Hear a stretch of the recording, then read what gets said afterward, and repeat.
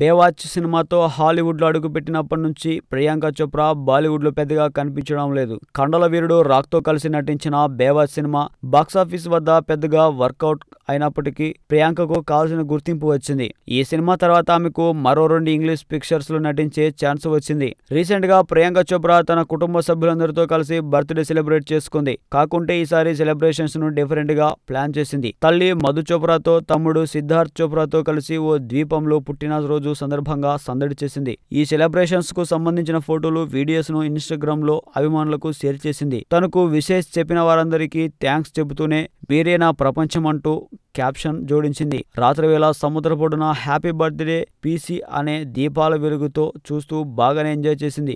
ఏదేమైనా హాలీవుడ్లో అడుగుపెట్టాగా వచ్చిన మొదటి బర్త్డే అయినందుకు ఈ మాత్రం హడావుడి ఉండాల్సిందే. ఈ వీడియో మీకు నచ్చినట్లయితే సబ్స్క్రైబ్ చేయండి. ఫిలిమి స్టార్స్ బోలెడంత న్యూస్ బోల్డ్గా.